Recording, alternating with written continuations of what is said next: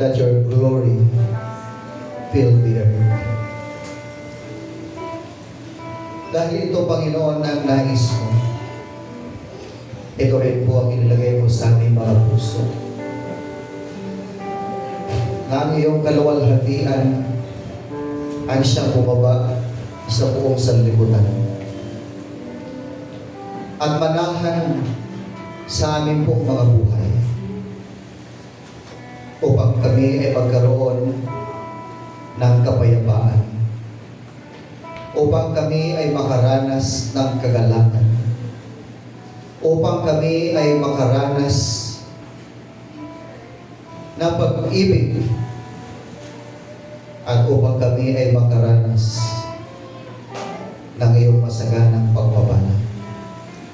Salamat po, O Diyos, sapagkat patuloy mong inilalagay sa aming mga puso ang iyong kaluwalhatian, at yung patuloy kang naming maparangal, sapagkat karapat-dapat lamang na itaas ka, karapat-dapat lamang na parangalan ka, karapat-dapat lamang na papurihan ka, at ibigay ang pinakamataas na pagsamba mula sa iyo pong mga anak.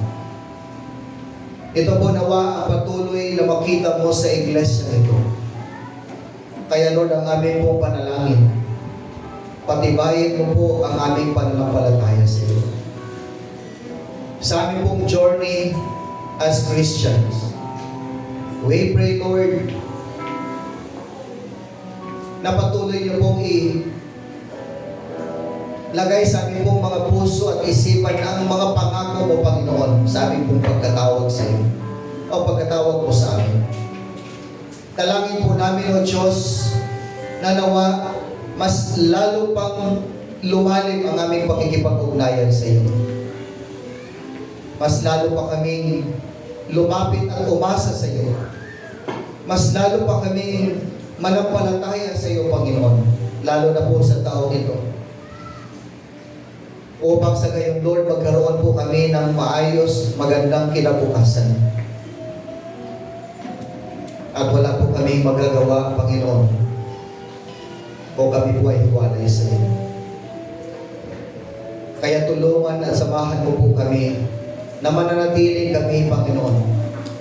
Despite, Lord, sa mga pinagdadaanan namin sa buhay at pagdadaanan pa, bigyan mo kami, Panginoon, ng isang pusong may determinasyon.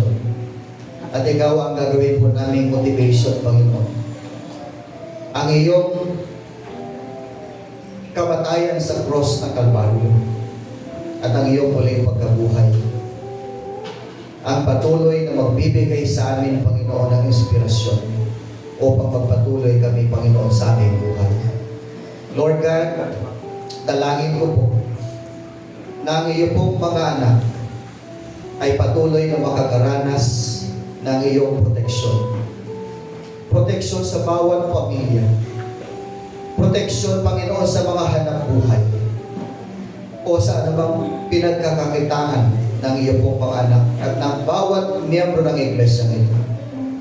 Aalisin mo, Panginoon, ang anumang sumpa sapagkat ang iyong mga anak ay tapat na magtatrabaho at gagawa, Panginoon, at ibibigay ang aming buhay, ang aming commitment sa aming pagsunod sa iyo, Panginoon. Kaya tulungan mo kami, Lord, na maging committed pa sa iyo pong gawain, Panginoon, at sa aming pagsunod sa iyo. Panghinaan man kami ng loob, ngunit nariyan ka upang magpapalakas at mag-i-inspire sa bawat isa sa amin. Kaya, Panginoong Diyos, ang aming pong dalangin, gabay, patnubay, at proteksyon mo ang igawad mo, Panginoon, sa amin. Pagpapala sa bawat miyembro ng aming pamilya.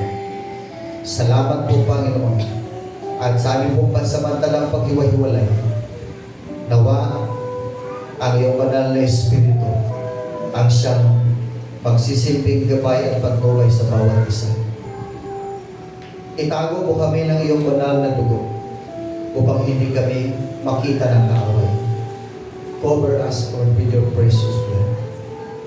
At kung kami man, Panginoon, ay panghinaan, continue to encourage us and remind us, Lord, ng iyong pong mga salita. At patuloy ng iyong masaganang biyaya at ang iyong pagpapala na laging sariwa sa bawat kumakain ay aming pong mararanasan. At magtatagumpay kami sa aming pong buhay. Church, pagpalain ka nawa at ingatan ni Yahweh. Naway kahabagan kanya at subaybayan. Lingapin ka nawa niya at bigyan ng kabayabaan.